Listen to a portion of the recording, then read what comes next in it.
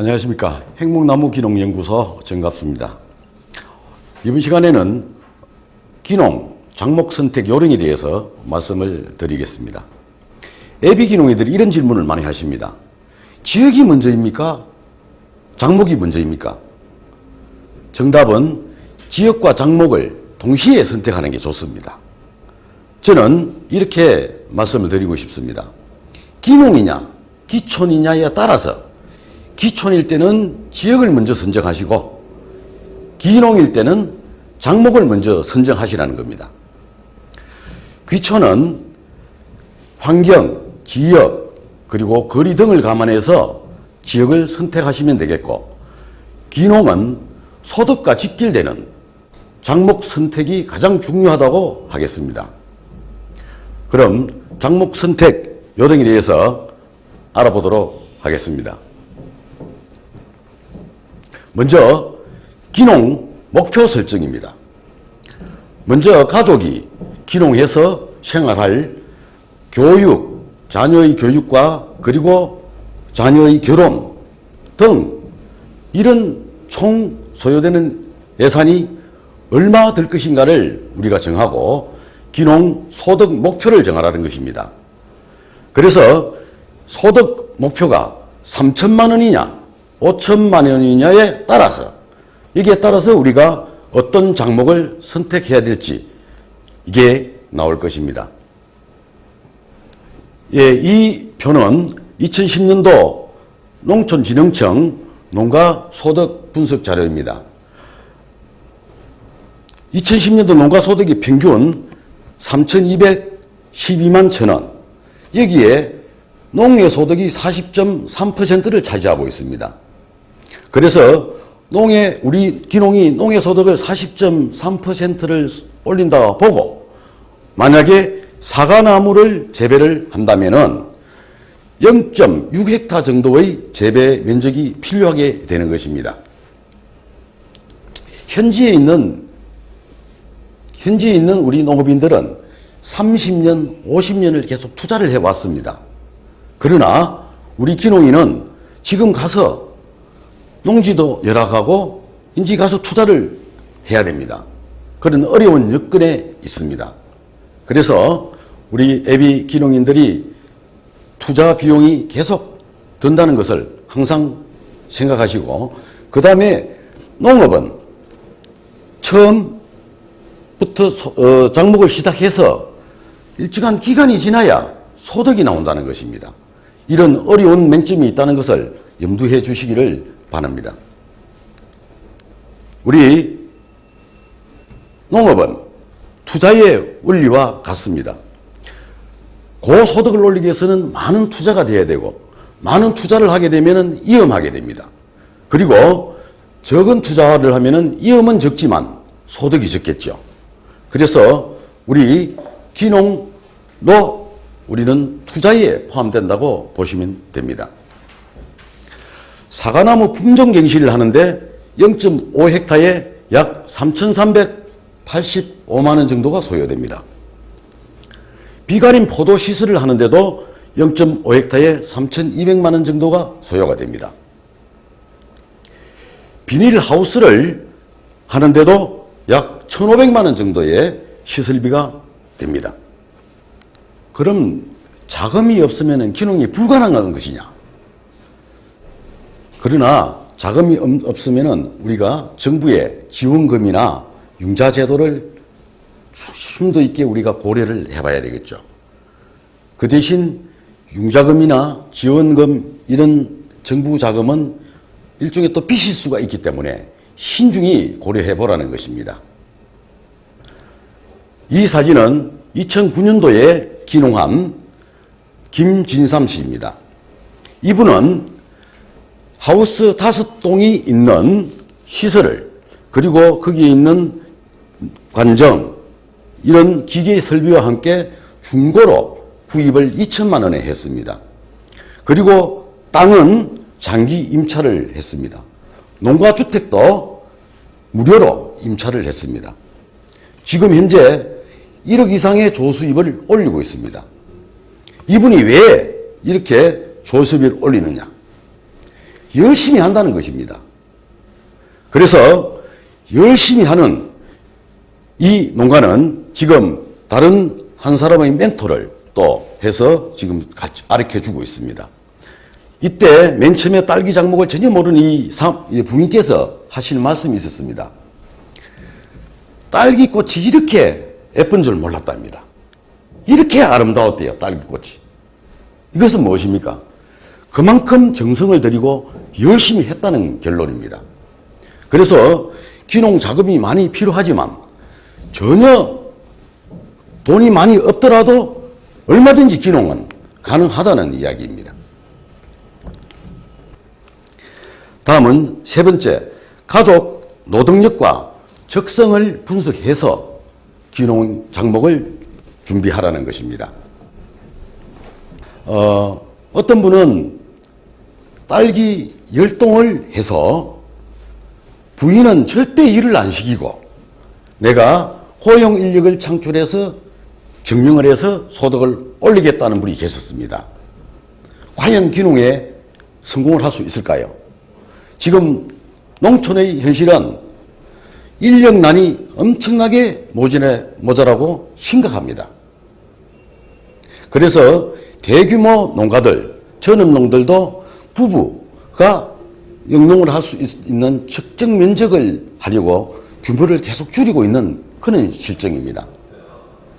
우리 농업은 우리 노동력을 투자해서 하루에 내가 일당을 얼마나 올리느냐, 이게 달려 있는 겁니다.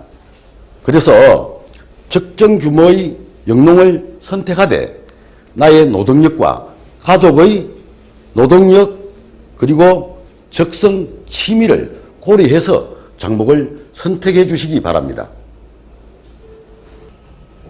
보십시오.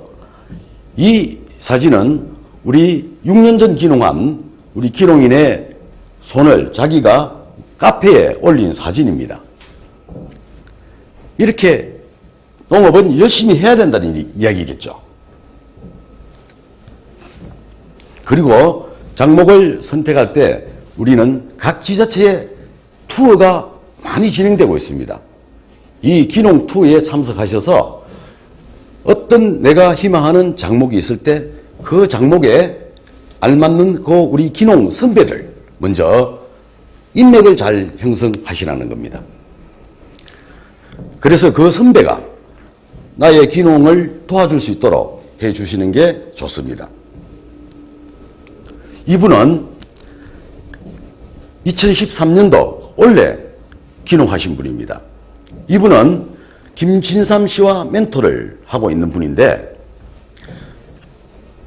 2013년 봄에 김진삼 씨 농장에 와서 부부가 똑같이 일어나고 똑같이 자면서 일주일간 딸기 체험을 했습니다. 그래서 일주일간 내가 이 일을 해보고 과연 내가 이 일을 할 수 있을까 없을까를 가늠한 후에 하우스 석동에 이렇게 딸기를 재배해서 지금 수확을 하고 있습니다. 이것은 내가 먼저 귀농해서 어떤 작목을 선택해서 내가 이 일을 할 수 있는지 가름해보라는 것입니다. 귀농 투어 시에 반드시 가족과 함께 현장 체험을 해보시라고 권하고 싶습니다. 자, 그러면은 노동력이 정말 많이 들고 힘든 게 귀농인데 그러면은 너무 힘든 거는 할 수가 없겠죠. 그래서 자금력이 적어도 있다면은 이런 배드 재배 이런 형식을 하면은 많은 노동력이나 이런 것을 절감은 할 수가 있습니다. 그러나 여기에 많은 투자비가 듭니다. 배드 재배를 하는데 약 4천만 원 정도 이상의 또 추가 비용이 소요됩니다. 그래서 우리 귀농은 상당한 자금이 필요하다. 그래서 자금 준비도 확실히 해야 되겠다는 이야기입니다. 네 번째, 교육은 필수입니다. 우리 교육기관이나 여러 단체에서 귀농 교육을 많이 실시하고 있습니다. 이 교육 시에 여러 가지 작목을 두루두루 잘 살펴보십시오. 그래서 나에게 맞는 작목이 어떤 것인지 살펴보시라는 겁니다. 그리고 아주 전문 교육은 지자체에서 여러 가지 다양한 교육 프로그램이 운영되고 있습니다. 장목 선택되고 나서 그때 전문 교육은 받으셔도 충분할 것입니다. 일단은 여러 교육을 많이 받아서 어떤 장목을 선택해야 되는지를 보시고, 그리고 그 장목의 주산지를 투어를 해서 직접 접해 보시기를 바랍니다. 다섯 번째, 현재 직업과 연관된 기농 장목을 선택하시라는 겁니다. 여기 보면 관광농원, 자연학습형, 주말농원형, 심신수련원, 그리고 농어촌 민박 등 이런 다양한 우리 농촌 어메니티가 많이 산재되어 있습니다. 우리 예비 기농인들은 이런 다양한 직업에 여러 종사를 했기 때문에 이런 아이디어가 풍부합니다. 그래서 농촌의 부존 자원으로 되어 있는 농촌 어메니티를 최대한 이용하는 이런 기농도 생각해 보시기 바랍니다. 이 사진은 나주 축설헌이라는 화가의 정원, 개인 정원입니다. 이곳에 개인 정원인데 많은 분들이 관람을 오고 있습니다. 우리 기농 창업과 많이 연관을 하면 좋을 그런 장목이라고 정원이라고 할 수 있습니다. 참샘 농장은 108개의 돌탑을 만들어 스토리텔링을 같이 해서 성공한 주말 농장, 체험 농장입니다. 그 다음에 복농원은 딸기를 재배를 하는 농장으로서 인터넷 관리를 잘해서 1년에 10,000명 정도가 체험을 하고 있습니다. 우리 기농은 이런 도시의 문화, 도시 사람들이 생활을 잘 알기 때문에 기농해서 이런 관계되는 이런 농장을 한번 생각해 보는 것도 좋을 것 같습니다. 조선시대 때 토장 이지암 선생이 현령으로 계시면서 유민들이 많이 발생을 했습니다. 이지암 선생님은 큰 집을 지어서 여기에 그분들을 다 모셔 수공업을 가르쳤답니다.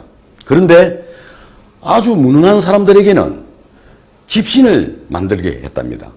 그런데 하루에 10켤레 정도의 집신을 만들 수가 있었답니다. 이 10켤레를 만들어서 팔았는데 하루에 쌀 한 마리를 살 수 있는 그런 걸 했답니다. 그래서 나중에는 그 남는 돈은 옷도 사게 하고 해서 한 2달 만에 의식이 충족했다는 이야기입니다. 이것은 오늘날 마을기업, 사회적 기업 이런 형태와 같다고 봅니다.